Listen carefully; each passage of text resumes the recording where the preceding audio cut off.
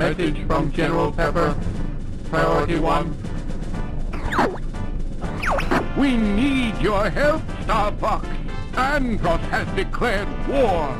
He's invaded the Lilat system and is trying to take over Corneria. Our army alone can't do the job. Hurry, Star Fox.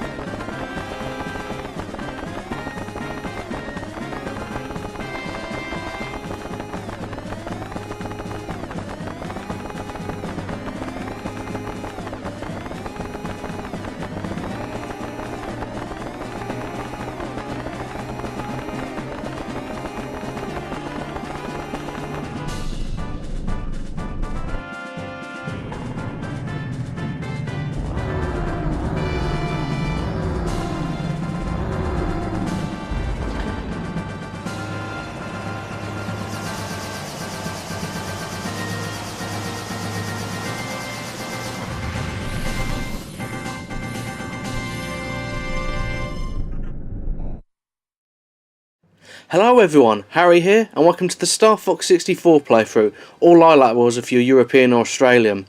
Now this game has been kind of a dream game for me to play through, for me to do a Let's Play of anyway, since the very early days of Middlemen Com, so I'm kind of glad to finally get to it here. The game was released in 1997 for the N64, and for many people it's pretty much one of the best N64 games. It's like a good demonstration of what the console could do. It's got some good graphics, great sound. I'll get into the sound a bit later on and stuff like that. And for me personally, it represents a simpler time of being a child. It's very much a childhood game. It's like one of those games that I can never remember not having. I was kind of like that with the N64 anyway. Like I never remember not having an N64. I always remember owning one, and this was one of the games that I played the most. A few years have passed. Andros has again invaded the Lilat system.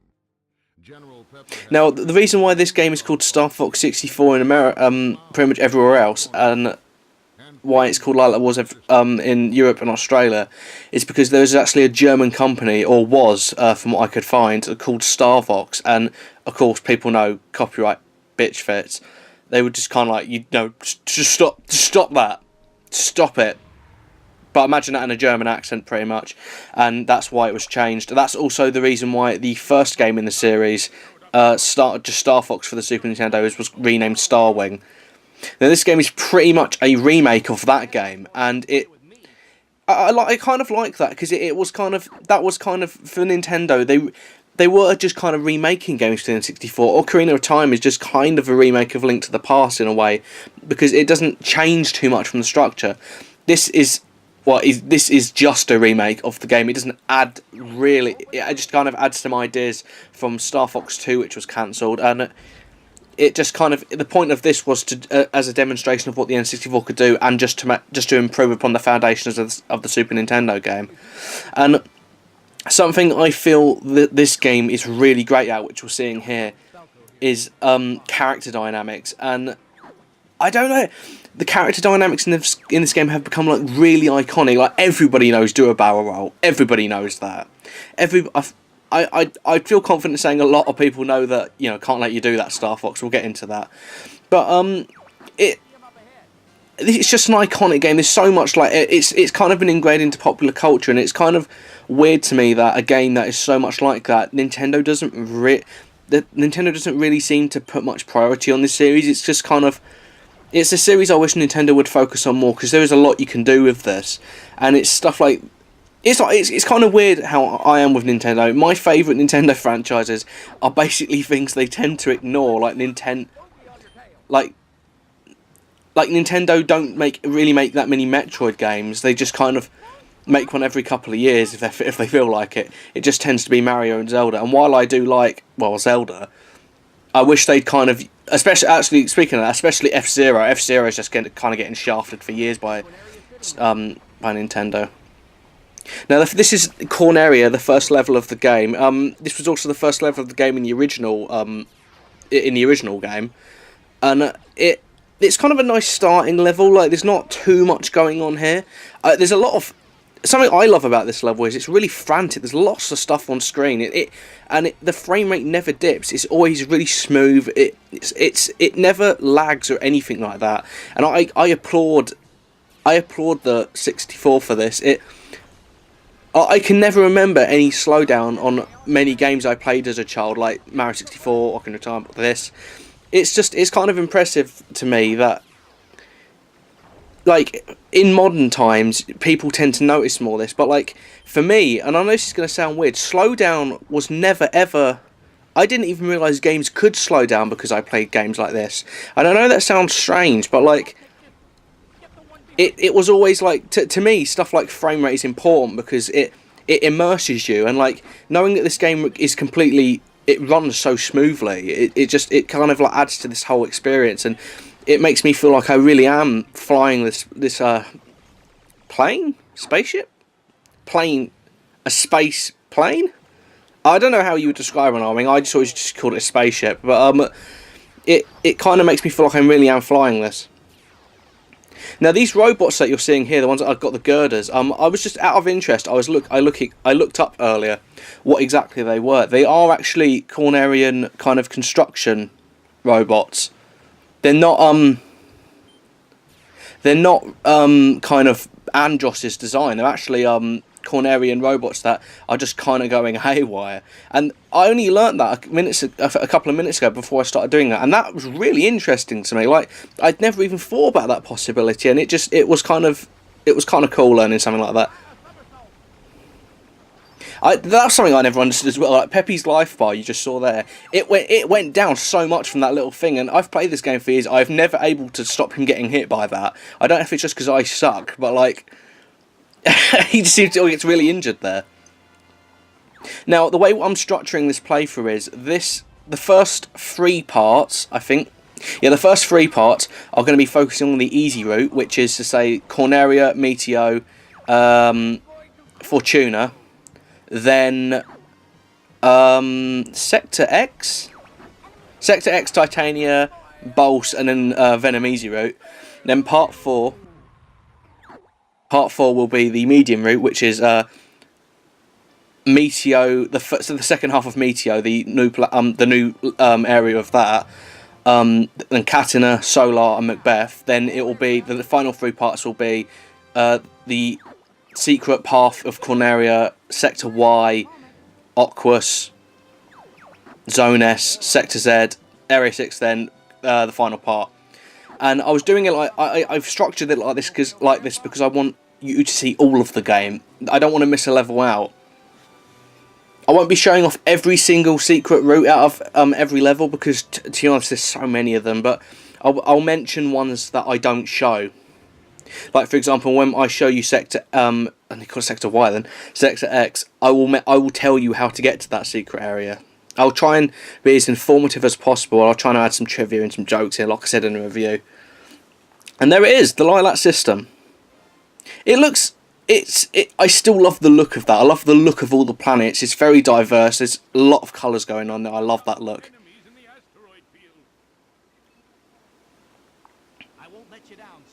Now, this is just a question to people. How long did it take people, like, honestly, how long did it take you to realise you could go to the other planets? Like, for me, I think I did it by accident, actually. Like, in Corneria we just saw then, I rescued Falco. I always rescued Falco because I always wanted to save Falco because I actually really like Falco as a character. And I didn't realise saving him and then flying under the arches was the way to get to Sector Y. I always thought the other planets were there for decoration, and so I just did it by accident. And I'm like, oh, there's so much more to the game. That was pretty much my reaction, and it kind of blew my 8-year-old mind.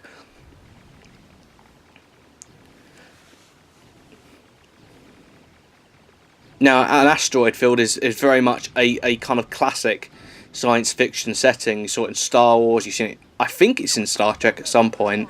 Definitely stuff like Starship Troopers and now Star Fox. And I really like this level. It's kind of like, it's kind of interesting that we have a planet skirmish on the surface like we have in Corneria, and then it just throws you into space. And I'm like, it's like, because I've played this game so often, I don't really tend to think about stuff like that. But when I was recording this footage for this playthrough, I just decided to go a bit outside the box and think about the structure and the way the game's set up. I just feel like the way they've structured the planets, it was meant to like evoke as much excitement as possible. You know, like you never quite know what you're gonna get, and I love that. That's such a nice approach. It wasn't about like wowing you with any kind of like over the top set pieces. It was just about like what they could throw at you basically, and it was just that was kind of interesting. Now, a kind of weird note about the R-Wing is, you see on the back there, the booster is blue. It's always blue when you're in space. I don't know what the reason is for that. I suppose it could just be a nice visual indicator of that you're in space, but again, you can see that. I don't know. It's just kind of a nice little visual thing. I'll talk about music a bit later in some of the some of the games, like maybe in some later parts of Adventures. But I just want to say I love Star Fox 64 soundtrack. It was actually done by Koji Kondo, I believe. I'll put some text on the screen if I'm wrong, but he did such a good job with this. I think I'm confident in saying most. I think a lot of them are originals. As you can tell, I didn't really look this up before because I'm an idiot. But a lot of them are original, and like they've become so like kind of iconic in the history of the series. Like Meteo, I think, has been used Meteo has been used in pretty much every Star Fox game after this, and it's a great track. And like I'll go more into detail about the various remixes and that when we actually come across them in the later games. But like I'll try and every single level we get to, I'll try and review its music because well, it's part of the level. Corneria's music, I did skip over that one. Corneria's music I absolutely love, but I gotta be honest, I don't know, I find the melody a little too bland. Like the melody to Meteo that we're hearing now, it's quite operatic in its kind of. I know it's just a MIDI track, but it's quite operatic to me, and I love that kind of like. It's like a fuck yeah, we're on an adventure kind of thing. But Corneria is very kind of militaristic, I guess, which is kind of a good point because it's you're helping the army. You're technically helping the army, so I don't know. It's just like I much prefer Meteo's track to Corneria. That's an effect I absolutely adore, by the way. You see on the bottom there, we can see Fortuna coming up. I know I keep calling it Fortuna. I know what its real name is. I'm just saying that because I'll correct the game next time.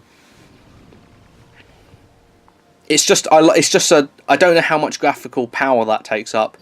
It is obviously just a pre-render sprite that's getting bigger and bigger as you move along. But like it's such a simple effect that I can't help but admire it because it adds such a kind of level of excitement and foreboding to it.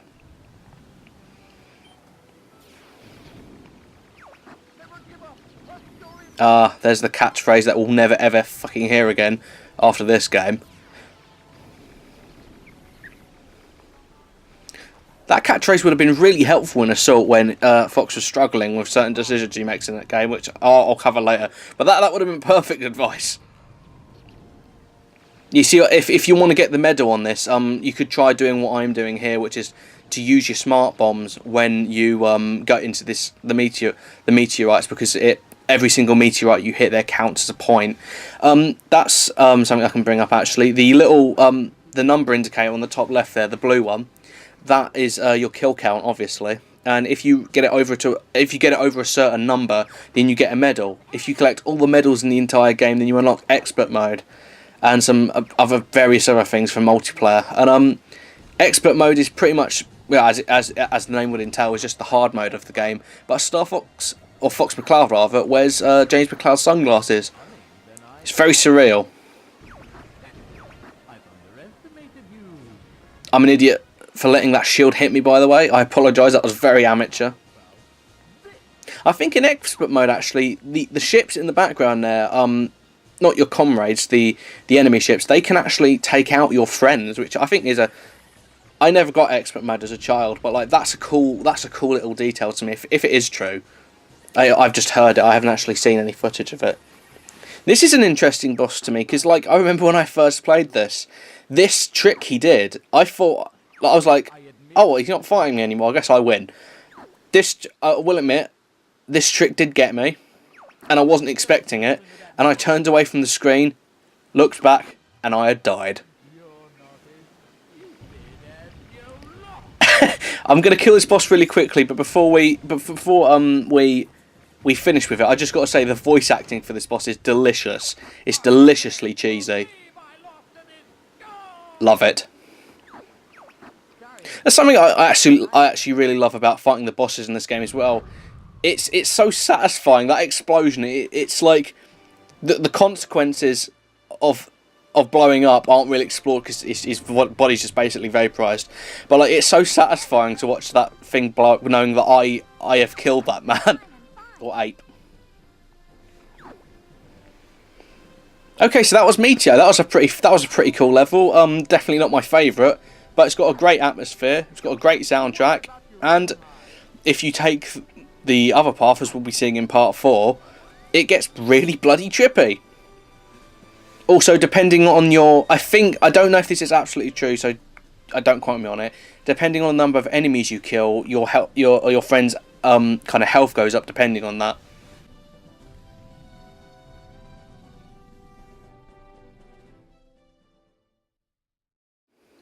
Okay, so that was part 1 of the Star Fox 64 playthrough. I'll see you next time when we do Fortuna and Sector X.